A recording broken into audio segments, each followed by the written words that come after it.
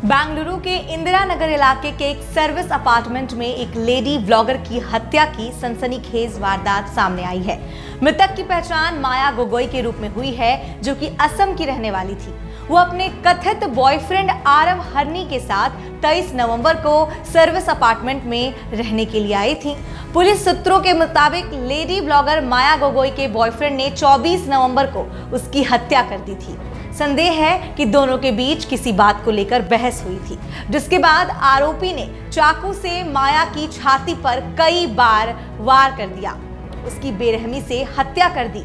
इसके बाद वो 2 दिनों तक शव के पास बैठा रहा। इसके बाद सुबह को कैब करके वो वहां से फरार हो गया। अपार्टमेंट स्टाफ ने कमरे में शव मिलने की सूचना पुलिस को दी। उन्होंने ही बताया कि मृतका अपने दोस्त के साथ ठहरने के लिए आई थी।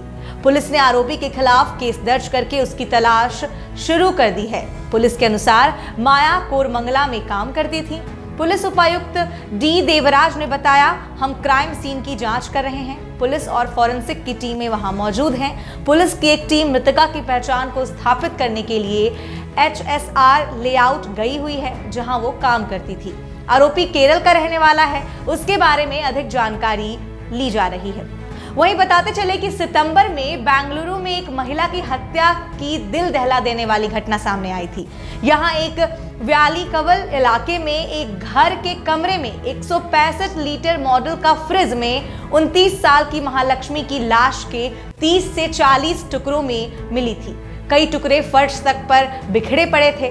वारदात के करीब 19 दिनों बाद कमरे का दरवाजा 21 सितंबर को दोपहर करीब 3:30 बजे खुला था। उस बिल्डिंग के फर्स्ट फ्लोर पर 5 महीने पहले ही महालक्ष्मी किराएदार के तौर पर रहने आई थी। नेपाल की रहने वाली महालक्ष्मी वहां अकेली रहती थी। पड़ोसी भी उसे नहीं जानते थे। वजह यह थी कि हर रोज वो सुबह 9:30 बजे घर से निकलती और रात 10:30 बजे के बाद ही घर लौटती। उसकी माँ और बहन बेंगलुरु में रहते हैं। 2 सितंबर के बाद अचानक महालक्ष्मी का फोन बंद हो गया। उसकी माँ और बहन लगातार फोन करते रहे, पर बात नहीं हो रही थी।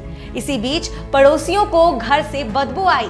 20 सितंबर को मकान मालिक ने महालक्ष्मी की मां को फोन किया। उन्हें महालक्ष्मी के घर से आ रही बदबू के बारे में जानकारी दी। मकान मालिक की बात सुनकर वो घबरा गई। महालक्ष्मी के घर की एक चाबी मां के पास रहती थी। वो फौरन चाबी लेकर अपनी दूसरी बेटी के साथ महालक्ष्मी के घर पहुंची, जहां बहुत लेट हो चुकी थी। ये 2 घटनाएं ऐसी हैं जहां 2 महिलाओं को जान से मार दिया गया है। ये वो आरोपी हैं जिन्हें न पुलिस का डर है न मौत का।